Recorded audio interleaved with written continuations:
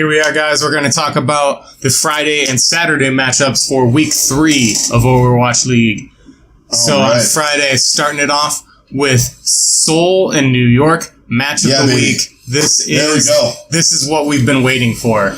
This is going to be a monster match. To me, they're so even. They really are. It's going to be, and this is where I feel like we're going to see some real, probably some lineup changes from Seoul.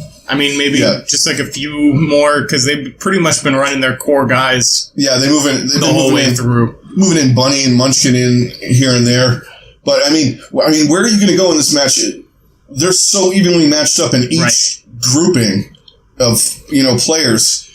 Who do you give the DPS to? I mean, you got Fleta. It probably gives you a little bit of an edge. Mm-hmm. But not much. I mean, Sabiobi is great, and Libero. I mean, where's it going to go? I think the one thing that kind of hurts New York is not the best maps for Pine. Yeah. So I think that might kind of come into work, but that could mean that we see some really good play from Sabiobi and Libero. Yeah. I feel like those two will be more than happy to come through to pick up the slack. Especially, I mean, you got the Junkertown map to start off. That's just a weird one. And you're going to see a lot of Hanzo play in this one. Yes. Junkertown's become the home of Hanzo. And I think Seoul plays Hanzo a little bit better. Not that I'm a wizard with Hanzo play, but when they run him out, I forget who's been playing him. Has it been, I think for New York, it's been Jonak, actually. Yeah, Jonak's he's been doing Bastion. Yeah, Jonak does Bastion. That's right. I think Libero's been doing Hanzo. And then Sabiobi usually goes Widow. And then he flips onto the Tracer or the Genji. Yeah. I mean, that map is going to be the wild card, at least as far as I'm concerned, with the way they play similar styles, but they'll pull out different things. Where they really need to. Yeah. I think, I don't know. I really do think that this goes to 5. I think it goes to 5 too. And it's going to we each map is going to be really close. Those control point maps are going to be forever. I mean, maybe we see some back and forth domination of each other. One team dominates one map, then the next map somebody dominates, and then it gets down to the last couple maps, and I think that's where we really start to see they're both just neither one of them is pulling any punches, and they're just duking it out. And see, one thing you got for the overtime, you have Li Jiang, which is the normal one in the pool, and that could be where we see. You could see some different stuff. They might pull Pine out. That could be where they pull out Pine, because has New York gone to 5 maps yet? I don't think they have. Neither one of these teams have gone to. Neither of them have gone past 4. So we don't really know. But from what I could feel, I feel like they could definitely bust out Pine for that control map. Yeah, because you're gonna have a Pharah. You're gonna have a Pharah on the garden. Oh yeah, for sure. I mean, there's Pharah works. Pharah works definitely well on garden, and what's the one? The tower? Not the inside one. The other outside. Is that the garden? No, garden is the circle one. Yeah, and then whatever. It's the shopping center. The shopping center one. Yeah, I don't know what you call it. Market, maybe. Yeah, the market. Yeah.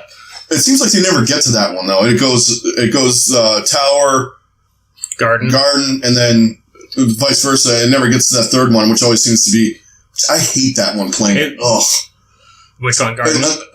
Market. The market? Yeah. I like playing when I'm Diva because it assholes coming around the side and I just. Oh, really? Defense matrix up? Boop, bye. But I think, I kind of hope it goes to that one because that's excellent. I want to see every damn map. Right. I want to see every point. I want to see, I want this to be, the highest point total of any game we've had yet. And there's going to be some sick plays in this. Yes. All across the board. It's going to be so fun to watch. Yeah. I am so psyched for this one. Very much looking forward to this. And whoever wins, like we talked about, if Seoul dominates, I think that could screw up New York a little bit, where Seoul's just going to run away with at least the first couple stages. New York wins. I think that motivates Seoul a little bit to come back. Yeah. And I think the next time they meet, it might be a different story. But right now, who are you going with? Man, I'm gonna go with New York. I think I think they're gonna surprise Seoul. I feel like Seoul kind of comes in and they're just feeling a little more confident than they should. Yeah. And New York kind of, but I feel like New York just barely edges them out. Okay. And that's what keeps things interesting. Because, if Seoul wins this, then they're just going to run away with the whole league. But if New York wins, I think if they win a close one, though, I think it's going to be one of those, they're human. Yeah. They can lose a map or two, which I think is going to happen. I'm going to go Seoul. I can't go against the Borg in this one. Yeah. And New York could beat them, and it won't surprise me at all. Yeah. It really could go either way, and I think I just personally think New York. Yeah. Is going to edge them out. I like the way New York plays. I like they're a little bit more fun. Mm-hmm. Not that Seoul's not fun, but they're a little bit more zazz, a little more character going on there. Anyway, all right. The next match, Philadelphia. Okay. We're not going to talk about it. We already know. We know it's a dumpster fire. Philadelphia is a good enough team that they're just going to pounce them into the ground. Yeah. And it's not going to be close. Right. If Shanghai takes a map, I'll be surprised. Right. They've taken like 4 points the whole season. Yeah. It's been pretty bad. Ugly. And I know they apologized online and stuff this week, but for Christ's sake, just do something. Right. I don't know. Pull from your gigantic pool of people. Yeah. Next stage, you got to make some changes. As soon as they open that free agent thing, they're just a mess. Yeah. Anyway, Philadelphia, runaway. Yeah. 4-0. Next match is Dallas and San Francisco. This could be a match to watch. I think it's going to be fun. I'm going to say it. Dallas gets their first win. Yeah. I'm kind of leaning that way, especially if they played like they did against London. Yes. Where they ran the envious core and you sub your only subs are Seagull and maybe Custa. Yeah. And that's it. And that's it. And it's just like kind of a per thing. Like I think we see Seagull in the starting lineup for Junkertown because he's going to play Hanzo and Junkrat. Yeah, his Hanzo Junkrat he's one of the best map. So I you might see him on the horizon a little too with his Junkrat. Mm-hmm. But just keep it the way you were going. Yeah, I didn't think they were going to necessarily beat London, but they showed up. Yes, they did. Yeah, they didn't just lay down like they had for a couple of the other matches. Yeah, and San Francisco though. They're a wild card right now. They're kind of... I'm not saying that Dallas is going to run away with this. I feel like this could end up being like that San Francisco Gladiators match last week. Yeah, I think so. I think so as well. I think Dallas just barely pulls it out. Yeah, I think Dallas, I think we're going to have they're going to have to go to Nimbani, and it's going to mean something. Right. Whether there's a tie in there or it's them not. Trying to get that 3-1. Get the 3-1, yeah. I don't think San Francisco is as bad as everyone's saying. I think they showed that last week. No, definitely not. I think San Francisco, and they're improving. They're improving, and they're right in the middle of the pack. I feel like right now, like they're in the hunt. They're right in there to make the playoffs if they play their cards right. Yeah, I think so too. They're going to be on the edge. I think they're going to be on that Philadelphia team. Yeah, Philadelphia, Houston area edge team. They could pull, at some point down the road when they get their young guns in there. I think they could pull off a stage, right? Or at least top 2 on a stage and be in the playoffs for a stage. But I'm going to go Dallas 2 on that. Yeah. It's time. Yeah. I think they've had like a full week because then they play because they're not playing on Wednesday or Thursday. And they haven't played since last Friday. Yeah. So. Like nearly a full week of practice and organization and just figuring out getting rid of this cancer. Cancer distraction. Yes. Yeah, that too.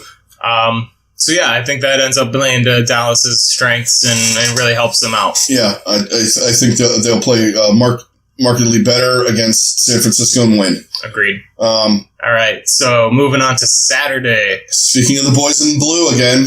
Dallas versus Boston. This one, I think, goes the other way. I think Boston takes this game. I think Boston can take it, too. Yeah. And Dallas is on that. Now, this is another quick turnaround. The three times that we've had a quick turnaround, Florida got buried by Boston. Mm-hmm. London almost got beat by the Valiant in that epic match last weekend. Yeah. And now Dallas is on the quick turn. Yeah. The less than 12-hour turn. And Boston is sneaky. And, they're coming up. They run that dive really good. And that Boston right now is not, I don't think they're organized enough to deal with countering that right. Right. On a couple of maps, they don't have the map that they shine on against the dive, which would be Horizon. Right. They're on Anubis. And I think Boston takes this too. I think you're going to be looking at Dallas 1-5. Boston, but it won't be as demoralizing of a loss. I think this is a close one all the way through. Yeah, I think it is close. And I think this could end up being, this has the potential to be like that London game last week. Yeah. Where it just turns out to be a thrill ride all the way through. Yeah, just a nail biter all the way down to the last point on the last map kind of thing. I think Boston just barely edges them out. I think so too. I think we overvalued Dallas on the whole at the beginning of the season. They just have too much off the field bullshit just to call it something else. Right. Too much substitutions, too many things going on. They're straightening it out. Like we said, we both like Dallas in the night game. I'm going on a gut feeling with Boston. Yeah. They learn very easily. They learn from their mistakes, and you can tell they're watching other teams play. They're a young team. They run strictly, pretty much most of the time they run that dive comp, but they run it pretty well, and they do. I think they're going to give Dallas fits, and I think they're going to beat them. For sure. Okay. All right. Next, moving on to the Valiant versus the Florida Mayhem. All right. This one... I already know who you're going to pick. Oh, no. I would... I go with my heart a lot, but I am a smart man sometimes, and this is one of those occasions where I gotta go LA. Yeah. They're not on the Valiant's level yet, though. Yeah. The Valiant are the best Western team, and I think if Florida gets a map, I'll be happy. I'll be happy with them taking one map from the Valiant in this. I can agree with that. I'm definitely going to be picking the Valiant. They're just too strong right now, I think. And the way Soon has been playing, and Effect has been playing, and just all across the board. No, Effect plays for Dallas. I'm sorry, Effect. I meant Agilities. Agilities, yeah. Effect. The way Effect is playing, that scares me with that Boston pick. Yeah. Maybe I think that's what I was thinking of. Right. Back of my mind. Right. No, but Agilities and Soon. And you got some, and then you have off the bench, you have Silk Thread coming in and filling it. They're just tough, man. And they'll hold their own, but I don't think they're going to do anything spectacular in this match. Yeah. Unfortunately. I mean, I'd love to see it, but I'm always rooting for the underdog, but I gotta go with my pick of Los Angeles for sure. Yeah, I'm going Los Angeles definitely in this one. All right. All right. Last match of the weekend. It's going to be a good one. Mm-hmm. LA Gladiators versus the Houston Outlaws. I think this could be another one that goes 5, and this is going to be this one. I'm going to go with the Gladiators. I think they're going to use the most likely loss against the Valiant as fuel. And I do think that they kind of edge out Houston in just the right ways. That they're going to end up taking it. All right, I like this one's. I think this one was the hardest one of the weekend, minus the Seoul, New York one for me to look at and pick. Mm-hmm. I'm going to go Houston, and the reason why I'm going Houston is Linkster and Jake. Yeah, I think that makes a huge difference because across the board, I think they're even. Yeah, maybe I give the Gladiators an edge with Shaz and Big Goose by a slight margin. Yeah. And I think Houston, their tanks are about even. Yeah. I think Houston gets a slight edge with their DPS. LA gets a slight edge with their supports. Yeah. But I also don't know if Houston the last couple of people that LA has played have really just completely nullified Shaz because they saw how good he was to start the season, and teams are game planning for that. Yeah, they are. But I don't know if Houston is going to be able to really do that as well as some of the other teams. Yeah, I think so. In that respect, Shaz is just so good, and him and Big Goose. And you know what? And they're watching tape too. I mean, I think they're looking at what's going on in their back line where people are diving the shit out of Shaz, or Pine essentially last week when they were playing on Dorado essentially dove with Widowmaker around the corner. Sneaky backline Widowmaker play. Right. But I think they're going to look at stuff like that. I think they'll work that out. Yeah. And I'm going with Houston by the littlest margin in my mind in that game. And one of the main reasons is they're not playing on Junkertown where you can't even get to the door on them on that. They have locked down defense on that. Houston is that is definitely. I mean, they're good on Dorado too, but that, for whatever reason, Junkertown they figured out defense on that. But they've also figured out offense. Their offense on that map is phenomenal. But yeah, their defense they can just. Well, they got Jake playing Junkrat on offense too. Yeah. That helps a little. Right, when you're just melting shields. Well, they go Jake on that, and then they usually put don't they put somebody on Roadhog too to just melt shields? Yeah. They don't go with the standard what everybody else does with the double sniper and with the pirate ship. Yeah, pirate ship Hanzo. They were going. Well, they ran a different comp and they're just.